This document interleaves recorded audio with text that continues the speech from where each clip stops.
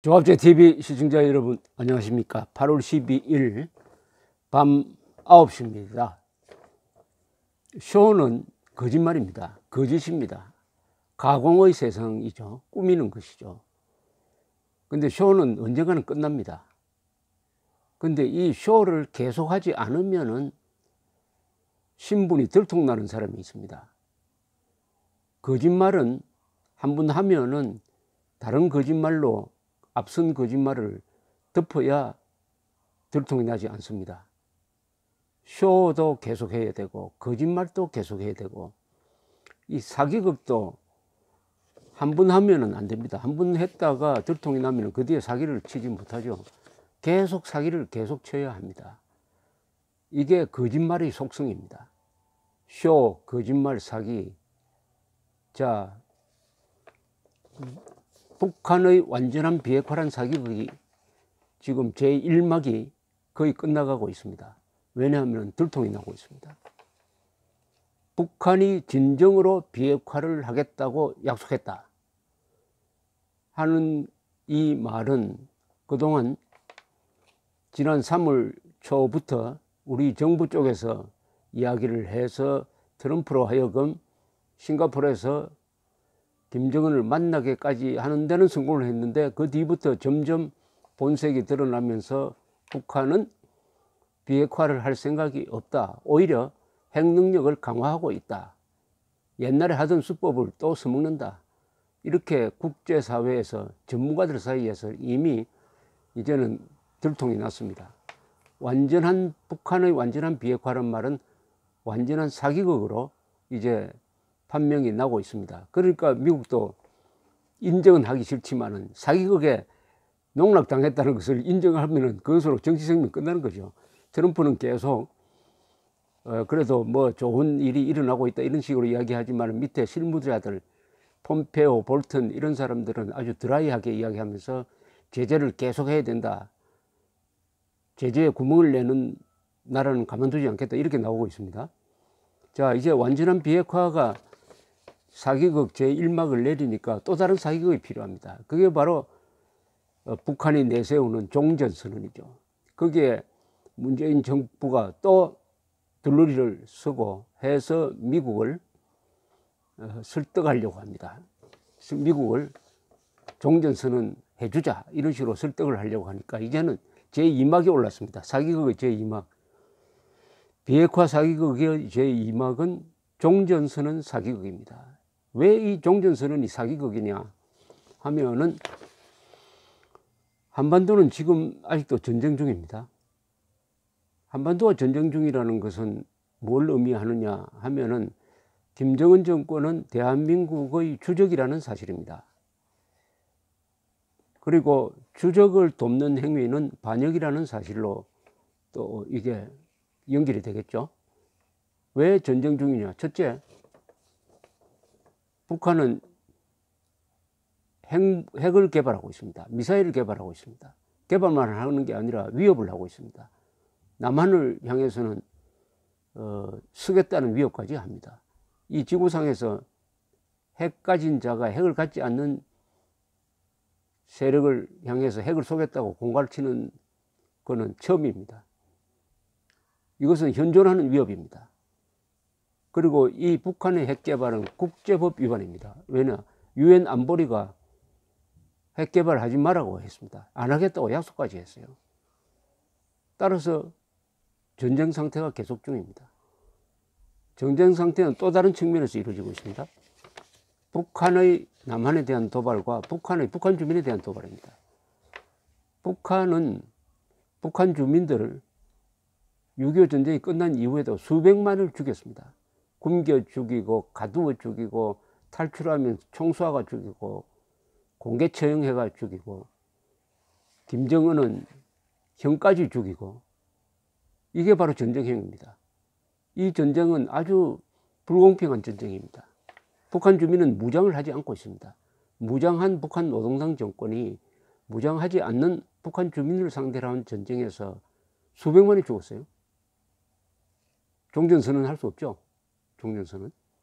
그 다음에 한국에 대한 도발은 가장 최근이 10년의 천안함 연평도 도발인데, 그것까지 포함해서 53년 이후에 대남 도발로 전사한 군인만 약 4,800명입니다. 군인만 4,800명이 전사했어요. 이것도 전쟁 행위죠.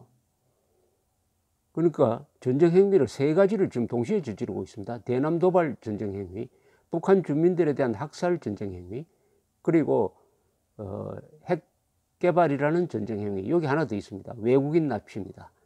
일본인들을 수십 명 납치했습니다. 다른 외국인도 있습니다. 네 가지 전쟁 행위를 하고 있는데, 김정은이가 그 네 가지 하나도 남김없이 다 청산했습니까?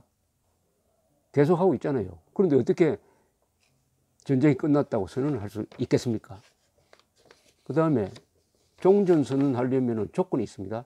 한국전을 일으킨 데 대해서 인정하고 사과해야 되죠.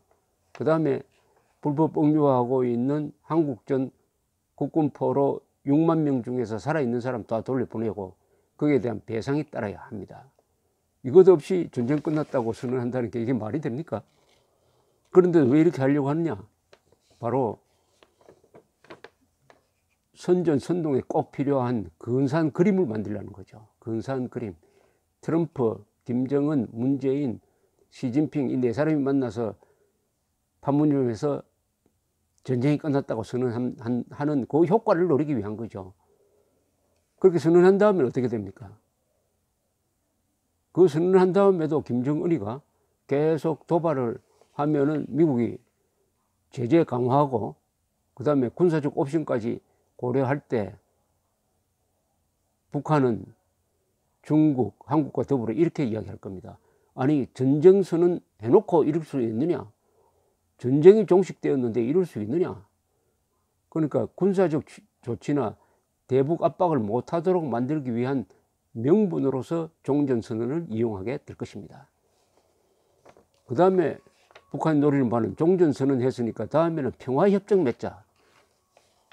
평화협정 맺으면은 핵 군축에 약간 성의를 보이겠다. 이렇게 나오겠죠. 평화협정 맺으면 주한미군이 한반도에 주둔할 이유가 없다. 북한에도 외국군대 없다. 나가라. 이렇게 또 말하겠죠. 한미동맹 해체를 이야기하겠죠. 그러니까 종전선언은 평화협정은 한미동맹 해체로 가는 쭉 일련의 과정에서 첫 관문이 바로 종전선언입니다. 종전선언. 자, 그러면은 트럼프는 어떻게 나올 거냐?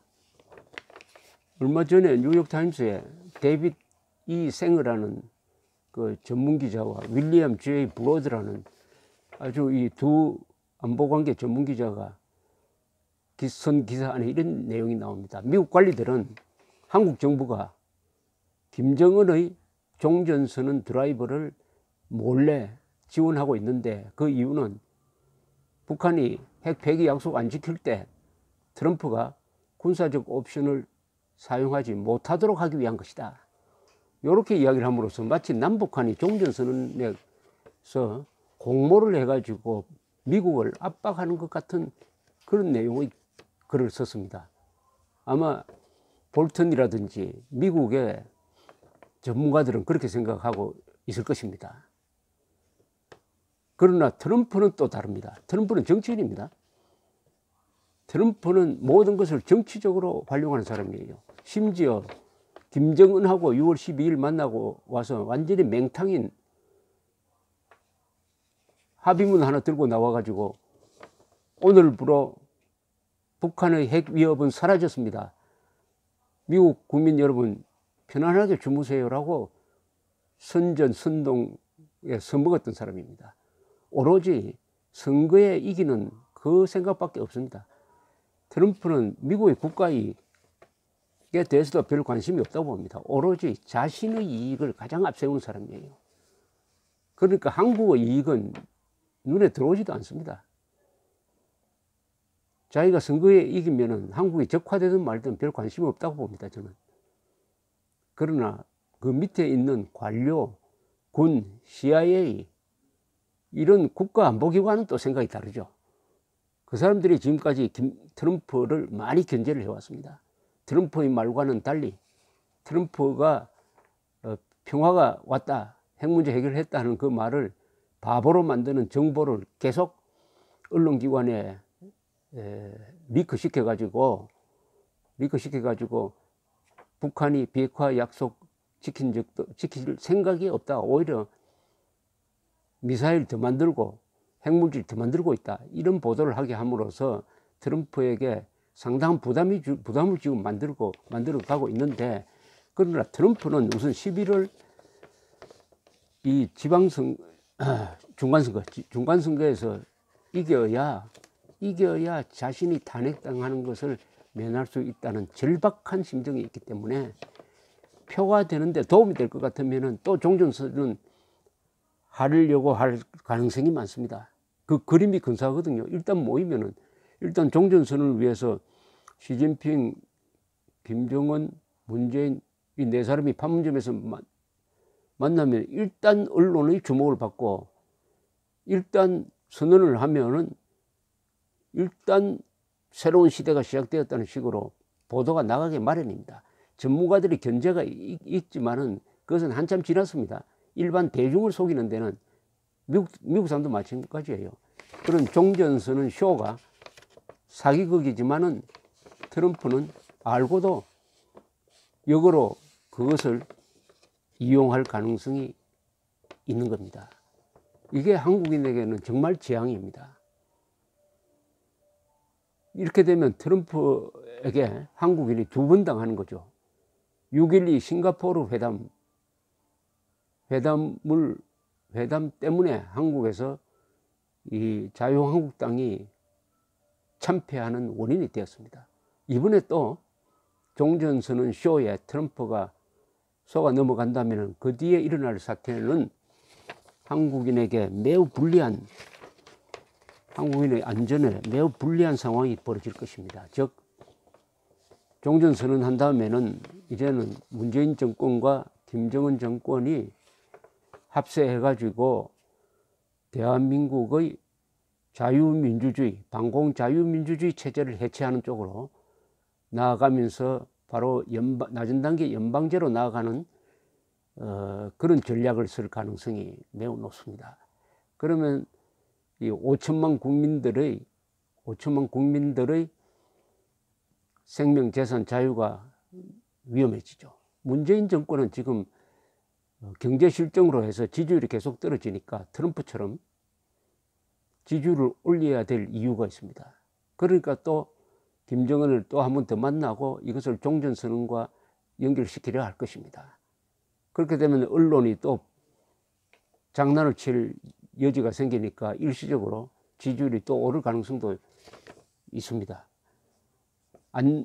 국가의 안보, 국가의 국민의 안전보다는 트럼프나 문재인 두 사람은 지지율 생각을 더 많이 하고 있다고 보여집니다. 그렇더라도 북한이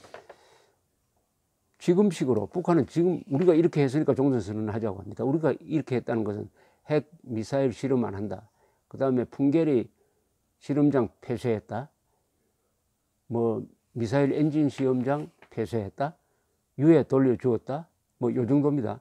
우리가 이렇게 많이 했지 않느냐. 근데 미국도 많이 했죠. 무엇보다도 한미 군사 훈련을 중단시켜 주었으니까 미국도 양보를 많이 한 겁니다. 그런데 북한은 우리가 이렇게 더 많이 양보했으니까 종전선언을 하자, 이렇게 생떼를 쓸 텐데 미국은 그걸로는 안 된다. 실질적인 비핵화의 조치가 있어야 된다는 입장을 가지고 있습니다. 그러면 여기에 맞춰주기 위해서 북한이 뭘 더 할 수 있느냐. 미국이 바라는 것은 폐기 목록을 제출하라. 비핵화 목록, 앞으로 철거할 시설, 그리고 가지고 있는 핵폭탄 몇 개인지 신고하라. 그러면은 종전선언 논의도 한번 해볼 만하다, 이렇게 나올 가능성도 있어요. 그런데 북한이 과연 그런 신고 목록을 작성할 수 있느냐, 그것도 어렵습니다. 왜냐하면은 우리가 어디에 농축시설이 있다, 핵폭탄 몇 개다라고 신고를 하면은 그 다음부터는 북한이 그 핵시설을 공격하는 작전 계획을 짜기가 쉽죠. 그 예사일이 아닙니다. 그럼 들여다보자 이렇게 될 거 아닙니까? 신고, 검증 이런 식으로 일이 진행되는 첫 관문을 여는 거니까 여기에 북한의 고민이 또한 있는 것입니다. 그럼 북한이 그런 구체적 승리를 보이지 않는데도 또 트럼프가 종전선언에 합의할 거냐? 글쎄요. 지금 그건 매우 유동적이라고 봐야 되는데 우리는 최악의 경우에 대비를 해야 되니까 이 종전선언 쪽으로 간다는 생각을 하고 대비를 해야 된다고 생각합니다. 이 시점에서 글 쓰고 말할 줄 아는 우리 보수 애국 시민들은 글과 말을 통해서 종전선언 안 된다. 종전선언 하려면 조건, 한국전에 대해서 시인 사과하고 배상하라. 국군포로 다 보내주라. 그리고 완전히 핵 폐기하라. 휴전선에 있는 군사력 후방으로 50km 후퇴하라. 이런 정도 요구를 하면서 그 정도 하면은 종전선언 검토해 볼 만하다. 이렇게 조건을 달 필요도 있고, 특히 자유한국당이 이 문제에 관한 논리적인 아주 전문가 회의를 해가지고 논리적인 답안을 하나 내어놓아야 됩니다. 이게 자유한국당이 게을러서 이런 기초적인 일도 하지 않습니다. 어떤 문제에 대해서 찔끔찔끔 대변인, 원내대표 같은 사람이 나와가지고 찔끔찔끔 이야기하고는 다 잊어버리고, 이런 중대한 문제는 거기도 여의도 연구소 같은 데가 있으니까 전문가들을 모아가지고 국민들이 알아먹게 정리된 답안지를 하나 내놓으면은 우리 국민들도 그것을 근거로 해가지고 그것이 설득력이 있으면은 그것을 가지고 논리를 세워서 여론을 돌려놓는 이런 노력을 할 수가 있습니다. 여러 번 이야기하지만은 용감하지 못하다고 욕할 수는 없지만은 자유한국당이 게으른 것은 용서받기 어렵습니다. 감사합니다.